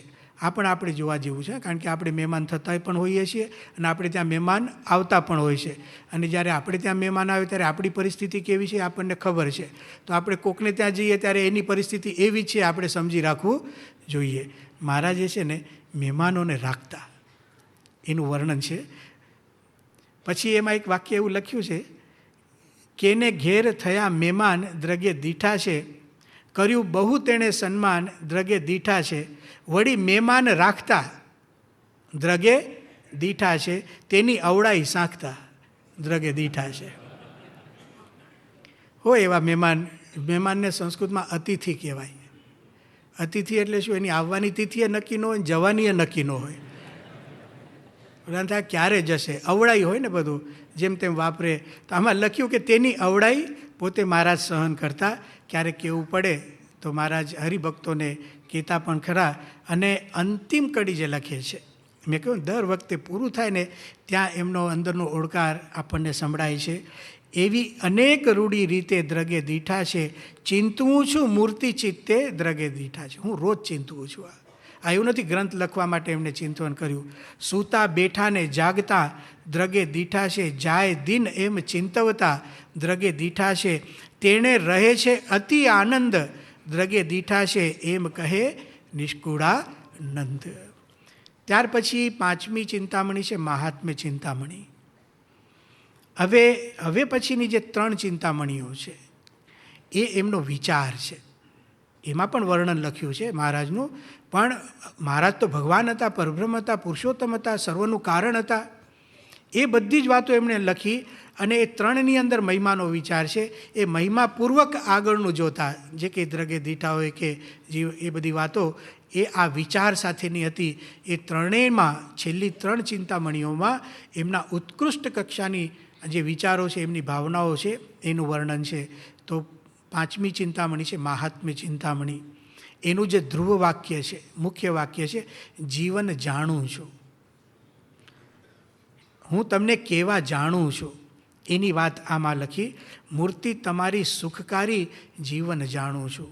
છો અવતારના અવતારી જીવન જાણું છું. જો સ્મૃતિ તો સ્વાભાવિક છે, મનુષ્ય માત્ર સ્મૃતિ કરે છે, એને ગમતી હોય એ વસ્તુની સ્મૃતિ કરે છે, એ વાત અલગ છે. અહીંયા એ કહે છે કે હું તમને અવતારના અવતારી જાણીને તમારી સ્મૃતિ કરું છું. છો અવતારના અવતારી જીવન જાણું છું. મહાસમર્થ છો મહારાજ જીવન જાણું છું. વળી આપે રાજાધિરાજ જીવન જાણું છું. પુરુષોત્તમ પૂર્ણ બ્રહ્મ જીવન જાણું છું. તમને નેતિ કહે નિગમ જીવન જાણું છું. જીવ ઈશ્વરના છો સ્વામી જીવન જાણું છું. વળી સર્વે ધામના ધામી જીવન જાણું છું. ક્ષર અક્ષરથી છો પર જીવન જાણું છું. અક્ષર બ્રહ્મ તમારું ઘર જીવન જાણું છું. મહારાજની વિશે આવો અલૌકિક ભાવ. શાસ્ત્રોની અંદર જે ભગવાનનો મહિમા લખ્યો છે ને, બધો જ સમન્વય નિષ્કુળાનંદ સ્વામી મહારાજને વિશે કરે છે. અને પછી શું કહે છે? એવા તમે મને મળ્યા છો. આ એક પ્રાપ્તિની વાત છે, એક લાભ સુધી જાય છે. આવા ભગવાન છે, એ તો ભગવાન એવા છે, પણ એ મને મળ્યા છે એમ બોલીએ ને તે ભગવાન આપણા જીવન સુધી આવી જાય છે. ત્યારે આપણને શાંતિ થાય છે. તો કહે છે કે એવા તમે મને મળ્યા, એવા મોટા છો મહારાજ જીવન જાણું છું. તે મળ્યા છો મને આજ જીવન જાણું છું. તે તો નાથ કરી છે દયા જીવન જાણું છું. તે ગુણ કેમ કરી જાય કહ્યા જીવન જાણું છું. તમે મેર મુજ પર કીધી જીવન જાણું છું. વળી બુડતા બાહ્ય ગ્રહી લીધી જીવન જાણું છું. જે જે કર્યો તમે ગુણ જીવન જાણું છું. બીજો કરે એવો ગુણ જીવન જાણું છું. પછી નિષ્કુળાનંદ સ્વામી કહે છે કે તમે અમારું ધ્યાન પણ રાખો છો. આ કેટલી મોટી વાત! ભગવાન પ્રગટપણે આપણું ધ્યાન રાખે. ભગવાન પ્રગટપણે પૂછે તમે જમ્યા કે નહીં? ભગવાન પૂછે. હા, એની મજા જુદી છે. નિષ્કુળાનંદ સ્વામી કહે છે આજ સુધી પણ અમારી જીવન જાણું છું. રાખો છો ખબર સારી જીવન જાણું છું. પડે પડે કરો પ્રતિપાળ જીવન જાણું છું. એવો બીજો કોણ દયાળ જીવન જાણું છું. પછી વળી પાછા કે તમે કેવા છો? તમે દીન તણા છો બંધુ સુખકારીના સુખ સિંધુ. તમે નાથ અનાથ જનના, તમે મહેરબાન છો મનના. તમે નોધારાના આધાર, તમે દુર્બળના દાતાર. તમે ભક્તના ભય હરતા, નિજ જનને નિર્ભય કરતા. તમે સંત જનના સનેહી, કાપો કષ્ટ પડે જેહી. તમે દાસ તણા દુઃખ કાપી, કર્યા સુખિયા સુખ જ આપી. છેલ્લે પાછું નિષ્કુળાનંદ સ્વામી પોતાની વાત લખે છે કે તમે મને મળ્યા છો. દુઃખ દરિયામાંથી તાર્યો મને જીવન જાણું છું. વળી અધમને ઉધાર્યો. હું સાવ અધમ હતો અને મને ઉધાર્યો. હવે નિષ્કુળાનંદ સ્વામી અધમ છે જ નહીં, એ તો ઉત્કૃષ્ટ કક્ષાના સાધક છે, તોય પોતાને અધમ માને છે. એ અહીંયા આપણને જોવા મળે છે. મારા સાચા છો સનેહી જીવન જાણું છું. જોયું તેહી જીવન જાણું છું. ખરી વેળાનો ખજીનો જીવન જાણું છું. છો દામ દોયેલા દિનનો જીવન જાણું છું. અને છેલ્લી કડીની અંદર એકદમ એમની જે ભાવ છે ને ઉત્કૃષ્ટ કક્ષાએ પહોંચી જાય છે, એકદમ હદ વાળે છે. હવે એમ કહે છે નિષ્કુળાનંદ સ્વામી, જો રાખીશ જીવ સાથે હું જડી, જીવન જાણું છું નહીં મેલું હું અડગી ઘડી, જીવન જાણું છું. અને છેલ્લે કહે છે તેમ નહીં મુકાય તમ થકી, જીવન જાણું છું, તમે મને નહીં છોડી શકો. આત્મવિશ્વાસ છે. જ્યારે પ્રાપ્તિ એની પરાકાષ્ઠાએ હોય અને એ પ્રાપ્તિ પ્રતીતિમાં પરિવર્તિત થઈ ગઈ હોય ને, મહંસાઈમાં આજે આપણને એવો આદેશ આપ્યો હતો કે પ્રાપ્તિને પ્રતીતિમાં પરિવર્તિત કરીએ. એ પ્રાપ્તિ પ્રતીતિમાં પરિવર્તિત થઈ જાય ને તો આ પ્રકારનો એક કોન્ફિડન્સ આવે, ચલો હું તો તમને નહીં છોડું, પણ અહીંયા કહે છે તેમ નહીં મુકાય તમ થકી, જીવન જાણું છું, કહે નિષ્કુળાનંદ નક્કી. આ વાત નક્કી છે. આ રીતે નિષ્કુળાનંદ સ્વામીએ આનું વર્ણન કર્યું. મહારાજના વખતમાં પરમહંસોના આ એક અનુભવ હતો. આ બતાવે છે કે મહારાજ પરબ્રહ્મ પુરુષોત્તમ હતા. એમના જ સમયમાં આ અનુભવ થઈ ગયો. બોલો, એમના સમયમાં લખાઈ ગયું. એમના સમયની અંદર આ ધારો કે હરિસ્મૃતિ કોઈ બોલતા હોય તો હરિભક્તો કેટલા ડોલે. અને આપણને આજે આનંદ આવે છે ને, એનું પણ કારણ એ છે કે ભગવાન પ્રગટ છે. ભગવાન પ્રગટ હોય એને હરિસ્મૃતિ વધારે સમજાશે. જેને અનુભવ કર્યો છે, જેવા સંત સાથે રહ્યા હશે, એને આ અનુભવ થાય છે. છઠ્ઠી જે ચિંતામણી છે એનું નામ છે સુખ ચિંતામણી. અને એમાં એમણે શું કર્યું કે બધું જ તમારું સુખકારી છે, એટલે દિવ્ય ભાવનું વર્ણન છે. અને એનું ધ્રુવ વાક્ય છે સુખકારીજી. એટલે કોઈ પણ પ્રકારનો દોષ મહારાજની મૂર્તિમાં નથી. એટલે એમાં જ મંગલાચરણમાં તેઓ લખે છે, મૂર્તિ તમારી મહારાજ સુખકારીજી, સૌ જનનો સુખ સમાજ સુખકારીજી. અને પછી કહે છે હે મહારાજ, આપના ચરણ સુખકારી છે, હસ્ત સુખકારી છે, મુખ સુખકારી છે, નેત્ર સુખકારી છે. એમ કરીને આખી મૂર્તિનું ફરીથી વર્ણન કરી એને સુખકારીજી સુખકારીજી એમ કરીને ફરીથી યાદ કરે છે. બધું મંગળકારી છે એવું અદ્ભુત વર્ણન અહીંયા લખ્યું. મંગળ કર ચરણાદિક કહીએ સુખકારીજી, મંગળ નખ શિખા લગી લઈએ સુખકારીજી, મંગળ ચાલ ચરિત્ર માનું સુખકારીજી, મંગળમાં અમંગળ શાનું સુખકારીજી. એમ કરીને મહારાજનું બધું જ મંગળમય છે એની વાત પણ અહીંયા લખે છે. અને છેલ્લે પોતાની અનુભૂતિ પણ લખે છે. મંગળ મૂર્તિના ગુણ ગાવતા સુખકારીજી, માટે મેં નથી મુકાતા, હું તમને છોડી શકતો નથી. મંગળ મૂર્તિ જોઈ મન રાતો સુખકારીજી, તેણે રહું છું ફૂલાતો સુખકારીજી. તમારી મૂર્તિ મને મળી એનાથી ફૂલાતો, એટલે કે એનું કેફ મારા મનની અંદર રહે છે. હવે અહીંયા છે ને એમણે હરિસ્મૃતિ આનું નામ કેમ પાડ્યું આ ગ્રંથનું, એની એક કડી અહીંયા લખી છે. હરિસ્મૃતિ થાય હૈયે સુખકારીજી, માટે હરિસ્મૃતિ કહીએ સુખકારીજી. આમે લખ્યો એટલે હરિસ્મૃતિ નામ છે એમ નહીં. હરિની સ્મૃતિનું લખાણ છે એ વિષયનો છે એટલે પણ નહીં. એમના મનમાં આનું નામ હરિસ્મૃતિ કેમ લખ્યું તો કે હરિસ્મૃતિ થાય હૈયે, મને હૈયામાં હરિસ્મૃતિ થાય છે એટલે હરિસ્મૃતિ કહીએ. કેતા સુણતા મટે ભવફંદ, એમ કહે નિષ્કુળાનંદ. અને છેલ્લે સાતમી ચિંતામણી છે એ મૂર્તિ ચિંતામણી છે. અને એની અંદર એનું ધ્રુવ વાક્ય છે અચરજકારીજી. આને પહેલાં હતો સુખકારીજી, અને આમાં એનું છે અચરજકારી છે. જે કંઈ છે બધું આશ્ચર્યકારક છે. અને એમ કહીને આની અંદર છે ને, જો આપણા સંપ્રદાયની અંદર ચમત્કારોનું મહત્ત્વ નથી, પણ ચમત્કારો બનતા હોય. ભગવાન છે એ તો સર્વ કરતા હરતા છે. ભગવાન માટે એવો શબ્દ વપરાય છે અઘટિત ઘટના પટિયાન.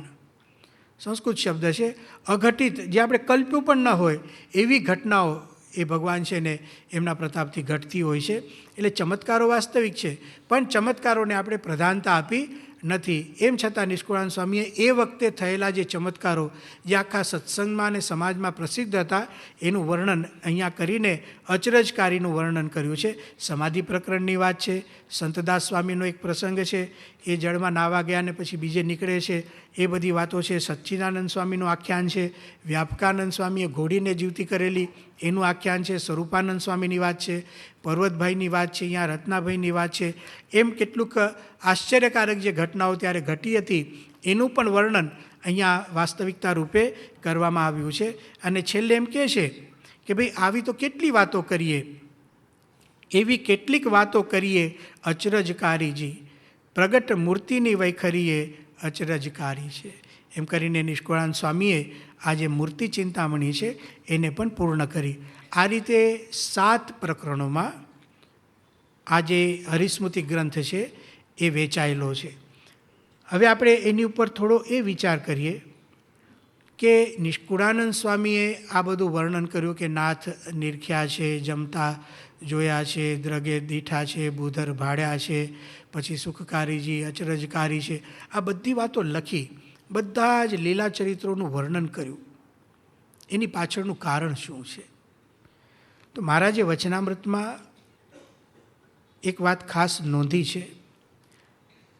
એક સાધના તરીકે સ્મૃતિની એક સૈદ્ધાંતિકતા મહારાજે આપણને કહી છે. જેમ કે પ્રથમનું પહેલું જ વચનામૃત છે કે ભગવાનના સ્વરૂપને વિશે છે ને મનની અખંડ વૃત્તિ રાખવી. પ્રથમનું 22મું વચનામૃત કે સ્મૃતિ સહિત બધી જ ક્રિયાઓ કરવી. તમે જોશો તો માળા અને ખીલાનું વચનામૃત, એમાં પણ મહારાજ કહે છે કે ભગવાનના જે લીલા ચરિત્ર છે એને વિશે મનને ગૂંચવી મેલું. આપણા શાસ્ત્રોમાં પણ કહ્યું છે કે આપણે કહીએ છીએ કે શ્રવણ, મનન અને નિધિધ્યાસન. શ્રવણ છે ને એ લાભ લેવાની વાત છે, પ્રત્યક્ષ અનુભવ કરવાની વાત છે. મનન છે ને એ સ્મૃતિ છે, અને સ્મૃતિ કરવાથી બધી જ વસ્તુઓ સ્થિર થાય છે. એટલે નિષ્કુળાનંદ સ્વામી આ બધી અદ્ભુત સ્મૃતિઓ કરી છે. હવે આ ગ્રંથના આધારે, હરિસ્મૃતિ ગ્રંથના આધારે નિષ્કુળાનંદ સ્વામીની કઈ કઈ વિશેષતાઓ દેખાય છે એની થોડી વાત કરીએ. હવે આપણે આખો ગ્રંથ એક સામાન્ય રીતે જોઈ લીધો છે. એના આધારે આપણને નિષ્કુળાનંદ સ્વામીમાં શું શું દેખાય છે. પહેલાં એમની લૌકિક વિશેષતાઓ કહીએ. એક પ્રખર કવિત્વ શક્તિ. લાભ લીધો હોય પણ તમે એને ગ્રંથ પદ્ય રૂપે લખો અને કવિતા રૂપે લખો, એ એમની શક્તિ. અને એમાં પણ યોગ્ય શબ્દો અને ઇતિહાસને જરાય પણ આંચ ન લાગે એ રીતે તમે કવિતામાં લખો, આ બહુ જ મોટી વાત બને છે. બીજું દેખાય છે કે વિવિધ વિષયોમાં નિષ્ણાત છે. કેટલા વિષયો એમને આ એક ગ્રંથમાં આવરી લીધા છે. બીજું દેખાય છે કે અનુભવથી પરિપક્વ એમનું જ્ઞાન છે. સામાન્ય માણસ ન લાગે, તમે વાંચો ઉત્કૃષ્ટ કક્ષા લાગે. પરિપક્વતા એમના લખાણમાં દેખાય, વિચક્ષણતા દેખાય છે. બીજી વાત છે દૃષ્ટિની સૂક્ષ્મતા. કેટલી ઝીણી ઝીણી બાબતો એમણે જોઈ અને કેટલું બધું જોયું એમણે. જે એક એક જોયું એ ઝીણવણથી જોયું અને ઝીણું ઝીણું ઘણું બધું એમણે જોયું. આ પ્રકારની વાત આપણને અહીંયા દેખાય છે. એક વિવેકી સંત તરીકે નિષ્કુળાનંદ સ્વામી અહીંયા દેખાય છે. હવે જ્યારે આપણે એમનું આધ્યાત્મિક પાસું જોઈએ આ ગ્રંથની અંદર, તો આપણને લાગે એક સાચા સાધુ, જેને કોઈનો અભાવ ન હોય, કોઈનો અવગુણ ન હોય, બધાને વિશે દિવ્ય ભાવ હોય, ત્યારે જ આ વર્ણન કરી શકે. જો એમને કોઈને પણ વિશે જો મનુષ્ય ભાવ કે દ્વેષ હોય ને તો લખી ના શકે. ધારો કોઈ વધારે ખાતો હોય, હવે ઘણાને નથી ગમતું કોઈક વધારે ખાય. જે વધારે ખાય છે એને તો પોતાને ઓછું જ લાગે છે. હજુ એને તો એમ લાગે છે કે હું તપ કરું છું. સામેવાળાને લાગે કે હા વધારે ખાય છે. તો કોઈ દિવસ એને યાદ ન કરે. નિષ્કુળાનંદ સ્વામી પરમહંસની પંક્તિને યાદ કરી છે. પોતે વૈરાગી છે, કંઈ ખાતા નથી, કોઈ મિષ્ટાન ખાતા નથી. એવા વૈરાગી હોવા છતાં મહારાજની પીરસવાની લીલાનું વર્ણન કરે છે. એટલે દેખાય સાચા સદ્ગુણો હોય ને એટલે કોઈને વિશે દ્વેષ ના આવે, એને કોઈનો અભાવ ના આવે. અને આજે પણ સત્સંગની આપણે સદગુરુ સંતો છે, આપણા પૂજ્ય ડૉક્ટર સ્વામી છે, આપણા પૂજ્ય ત્યાગવલ્લભ સ્વામી છે, પૂજ્ય કોઠારી સ્વામી છે, આ બધા સંતોને આપણે જોઈએ છીએ ને તો એમના જીવનમાં આ બધું દેખાય છે. ઘણા હરિભક્તોના જીવનમાં હોય, કોઈનો અભાવ ગુણ ના આવે. એ મહારાજની દયા. મહારાજને સાચા ભાવથી સેવ્યા તો એક સાચા સાધુ. મહારાજને વિશે અનન્ય ભક્તિ આપણે જોયું. મહારાજ તથા ભક્તોમાં દિવ્ય ભાવ, મહિમાનો ભાવ, દાસ ભાવ. બીજી એક બહુ વિશેષતા અહીંયા દેખાય છે કે એમણે આટલી બધી સ્મૃતિઓ ત્યારે જ લખી જ્યારે એમને પ્રત્યક્ષ લાભનો લોભ હોય. મહારાજ જ્યારે હયાત છે અને એમનો લાભ લેવો એનો લોભ હોય, એના માટે તત્પરતા હોય, અને ત્યારે એ લાભ લીધો હોય પછી યાદ કરે. સ્મૃતિ પછી જ થાય ને, લાભ જ ન લીધો અને સ્મૃતિ શું થાય? ધારો કે મારી જેવો કહો કે તમે કે મહારાજની કઈ સ્મૃતિ, અરે બહુ લાભ આપ્યો મહારાજે, કે ભાઈ એકાદી વાત તો કરે, વાત થાય એવી નથી. અને મહારાજ એટલે તમે શું સમજો છો? એટલે બીજું પણ એકાદો પ્રસંગ તો બોલો, ક્યારે શું કર્યું. એવું નથી. આ કેટલું નોંધે છે તમે જો. એટલે પ્રત્યક્ષ લાભનો લોભ, બીજું પ્રત્યક્ષ લાભ લેવામાં પારંગત. લાભ કેવી રીતે લેવો? આપણે પ્રમુખ સ્વામી મહારાજનો લાભ લીધો, અત્યારે આપણે મહંત સ્વામી મહારાજનો લાભ લઈએ છીએ. લાભ કઈ રીતે લેવો એ શીખવું હોય ને તો તમે આજે ને આજે હરિસ્મૃતિ વાંચી લેજો. એક અલગ જ વાત છે આખી. પ્રગટ ભગવાન સાથે કેવી રીતે રહેવું અને એ બધી વાત અહીંયા સમજાવે છે. બીજું એટલે પ્રત્યક્ષ લાભ લેવામાં લાભનો લોભ, પ્રત્યક્ષ લાભ લેવામાં પારંગત, પ્રત્યક્ષ લાભ લેવામાં તત્પરતા. અડધી રાત્રે પણ મહારાજ લાભ આપતા તો આપણને થાય કે મારી જેવો હોય તો હવે મહારાજ સવારે લાભ આપે છે ને, તો હવે દિવ્ય બપોરે હોય ને દિવ્ય રાત્રે હોય ને દિવ્ય સવારે હોય. આપણે સવારવાળું દિવ્યતા બરાબર છે, અડધી રાતવાળી નથી જોતી. નિરાતે લઈએ, આપણે આપણા સમયે લઈએ, એવું નથી લાભ લેવામાં. કારણ કે જે વર્ણન લખ્યું છે ને કે અડધી રાત્રે જોયા છે,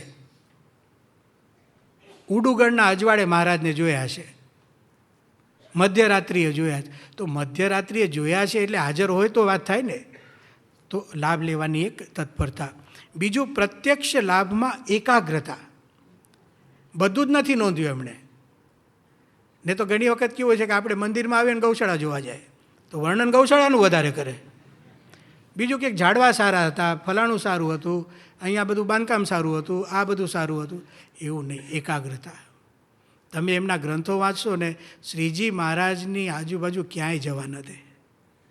તમે વાંચો એમણે તો સહજાનંદ સ્વામીની આજુબાજુ રાખ્યા, આપણને ચોંટાડી દો એનીમાં. તો એ કહે છે પ્રત્યક્ષ લાભમાં એકાગ્રતા. પછી શું કહે છે? પ્રત્યક્ષ લાભમાં સૂક્ષ્મતા. એકાગ્ર થાય અને સૂક્ષ્મતા, ઝીણી ઝીણી બાબતો એમણે લખી. બીજી વાત છે સ્મૃતિનું અંગ. એમણે લખ્યું કે રાત દિવસ મારી સ્મૃતિમાં જાય છે. આપણે બધાએ આ વાત શીખવા જેવી છે. સ્મૃતિનું અંગ પાડવું.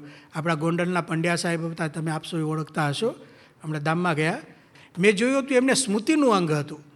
એ જ્યારે જ્યારે સારંગપુર આવે ને તો યોગી બાપાનો રૂમ છે, ત્યાં એકલા બેઠા હોય, બાપાનો લાભ લે ને આખો દિવસ તો પ્રમુખ સ્વામી મહારાજનો લાભ હોય નહીં, તો આંખો વીંચીને યોગી બાપાના રૂમમાં બેઠા હોય. તો અમે સંતો ત્યાં જઈએ અને પૂછીએ તમે શું કરો છો? એ કે સ્મૃતિ કરું છું. બહુ મજા આવે છે. કે શું સ્મૃતિ કરો છો? એ કે બાપાને બોચાસણમાં જોયા હોય પ્રમુખ સ્વામી મહારાજને, એક દિવસ એ યાદ કરીએ, એક દિવસ અટલાદરાનું યાદ કરીએ, ગામડે વિચરણનું યાદ કરીએ, ગોંડલનું યાદ કરીએ, અન્નકૂટને જોયા એ યાદ કરીએ, સારંગપુરની અંદર પુષ્પદોલોત્સવ કર્યો યાદ કરીએ. આને કહેવાય સ્મૃતિનું અંગ. એવી એક ટેવ પાડવી. આપણે આવી ટેવ નથી ને એટલે દુઃખી વધારે રહીએ છીએ. તો આપણે સ્મૃતિની ટેવ પાડશું તો આપણે આનંદની અંદર રહી શકશું. સિટી કાકાને પણ અમે જોયા હતા, ખૂબ સ્મૃતિનું અંગ હતું. સંત સ્વામીને એવું સ્મૃતિનું અંગ હતું. અત્યારે ઘણા બધા સંતો હરિભક્તોને એવી ગોષ્ઠી કરતા હોય છે, એમાં સ્મૃતિ કરતા હોય છે. તો નિષ્કુળાનંદ સ્વામીના આવું એક સ્મૃતિનું અંગ હતું. બીજું આપણને એમના લખાણોમાં દેખાય છે પ્રાપ્તિનો કેફ. આમ ન કહ્યું હમણાં કે હું ફૂલાતો રહું છું. ફૂલાતો રહું એટલે શું? જે વસ્તુ મળી છે એનો કેફ એમના જીવનની અંદર દેખાય છે. બીજી એક વાત અહીંયા આપણે બે વાતો કરી લઈએ. આ સ્મૃતિ ઉપરની જ વાત છે. હવે જો અહીંયા એમણે મહારાજની સ્મૃતિ કરી, થોડોક ક્રમ જોઈએ. હરિ એટલે ભગવાનની સ્મૃતિ કરી, એક સંત ભગવાનની સ્મૃતિ કરે છે, પ્રત્યક્ષ ભગવાનની સ્મૃતિ કરે છે, અને એ પ્રત્યક્ષ સ્વામિનારાયણ ભગવાનની સ્મૃતિ છે. એ કલ્પના નથી પણ નજરે જોયેલી વાત કરે છે. આને એવું કહેવાય, આપણા પરમહંસોને ધન્યવાદ આપવા જોઈએ કે એમણે આપણી ઉપર બહુ મોટી કૃપા કરી છે કે આપણા પરમહંસોએ સ્મૃતિના અભિલેખો કર્યા, સ્મૃતિઓને લખી દીધી ને. તો આજે આપણે બધું વાંચીને મહારાજ કેવા હતા એનું વર્ણન આપણે જાણી શકીએ છીએ. એટલે પરમહંસોની વિશેષતા એ હતી કે એ લોકો છે ને સ્મૃતિના અભિલેખકો. અભિલેખ એટલે શું? કોઈ પથ્થરની અંદર તમે કોઈ વસ્તુ લખી નાખો, શિલાલેખ બની જાય. એમ હરિસ્મૃતિ છે ને હવે શિલાલેખ બની ગઈ. કોઈ દિવસ મહારાજને વિશે કોઈને કોઈ શંકા નહીં રહે કે મહારાજ કેવા હતા, શું કરતા હતા, શું જમતા હતા, બધું જ વર્ણન અહીંયા એમણે કર્યું. અચ્છા, સ્મૃતિ મનમાં પણ થઈ શકે. બેઠા બેઠા આપણે મનમાં સ્મૃતિ કરી શકીએ, પણ એટલું જ નથી, સ્મૃતિની વાતો કરી છે. પરમહંસોને ટેવ હતી કે મહારાજના સ્મરણો છે ને યાદ કરતાં તમે ભક્ત ચિંતામણી વાંચશો તો એની અંદર આ દેખાશે કે સમયો પૂરો કરીને સંતો હરિભક્તો એક ગામથી બીજે ગામ જાય ને તો રસ્તામાં મહારાજની સ્મૃતિ કરે, કેવી પિચકારી હાથમાં લીધી હતી, કેવો રંગ ઉડાડતા હતા, આમ થયું. એટલે એક સ્મૃતિની અંદર રહેવું. તો કેવળ મનમાં સ્મૃતિ નથી કરી, પણ સ્મૃતિની વાતો કરી છે. કેવળ સ્મૃતિની વાતો જ નથી કરી, સ્મૃતિનું લખાણ કર્યું છે. એટલે આપણે એમ કહી શકીએ કે નિષ્કુળાનંદ સ્વામીએ છે ને સ્મૃતિને અમૃતત્વ આપી દીધું, સ્મૃતિને અજર અમર બનાવી દીધી કે સ્વામિનારાયણ ભગવાન કેવા હતા એ હવે કોઈને કોઈ શંકા રહેશે નહીં. બીજું, આ ગ્રંથથી એક લાભનો વિશિષ્ટ દૃષ્ટિકોણ આપણને સમજાય છે. તો નિષ્કુળાનંદ સ્વામીએ આ બધી જ વાતો આપણને લખી. આપણે એટલું સમજીએ કે ભગવાન છે આજે આવા એકાંતિક પરમ એકાંતિક સંત દ્વારા પ્રગટ છે. આજે આપણે મહંત સ્વામી મહારાજનો લાભ લઈએ છીએ અને પ્રમુખ સ્વામી મહારાજનો લાભ લીધો છે. એમની સ્મૃતિને વાગોળીએ, એમને વિશે આપણો દિવ્ય ભાવ રહે. એ જે રીત આપણને નિષ્કુળાનંદ સ્વામીએ શીખવાડી છે એ રીતે આપણે મહંત સ્વામી મહારાજ અને પ્રમુખ સ્વામી મહારાજને યાદ કરવા જોઈએ. એટલે આપણે એમ કહી શકીએ કે હરિસ્મૃતિ છે એ આપણા સૌ માટે પ્રમુખ સ્મૃતિ અને મહંત સ્મૃતિ બની રહે. હરિસ્મૃતિ આપણા માટે પ્રમુખ સ્મૃતિ અને મહંત સ્મૃતિ બની રહે. ઉપસંહારમાં આ હરિસ્મૃતિ શું છે એ આપણે નાના નાના વાક્યોમાં જોઈને આજનું પ્રવચન પૂર્ણ કરીશું. હરિસ્મૃતિ નિષ્કુળાનંદ સ્વામીની પ્રસાદી છે. હરિસ્મૃતિ ભગવાનની સ્મૃતિનો ગ્રંથ છે. પ્રગટ ભગવાનની સ્મૃતિનો ગ્રંથ છે. પ્રગટ સ્વામિનારાયણ ભગવાનની સ્મૃતિનો ગ્રંથ છે. તેમની જ હયાતીમાં લખાયેલો ગ્રંથ છે. એટલે કે સ્વામિનારાયણ ભગવાનની જ હયાતીમાં લખાયેલો ગ્રંથ છે. સ્વામિનારાયણ ભગવાન દ્વારા જ દીક્ષિત પરમહંસ દ્વારા લખાયેલો ગ્રંથ છે. વર્ષો સુધી સ્વામિનારાયણ ભગવાન સાથે રહેલ પરમહંસ નિષ્કુળાનંદ સ્વામી દ્વારા લખાયેલો ગ્રંથ છે. હરિસ્મૃતિ પ્રગટ પુરુષોત્તમમાં સમાધિનો અવસર છે. નરતનુધારી પરમાત્માનો ઐતિહાસિક દસ્તાવેજ છે. નાથ નિરખ્યા છે, નિહાળીને ન્યાલ થવાની કરામત છે. આદર્શ ભક્તની જીવન શૈલી છે. પ્રગટ ભગવાન મળ્યાના કેફનો સર્વોચ્ચ આવિષ્કાર છે. પ્રતીતિમાં પરિવર્તિત પ્રાપ્તિનું ઉત્તમ ઉદાહરણ છે. પરમ શાંતિનું પ્રમાણપત્ર છે. પરમ આનંદનો ઉભરો છે. અંતે આપણે એમ કહી શકીએ કે હરિસ્મૃતિ એ સદગુરુવર્ય નિષ્કુળાનંદ સ્વામીના કૃપાશીષ છે. શ્રી સ્વામિનારાયણ ભગવાનની છે.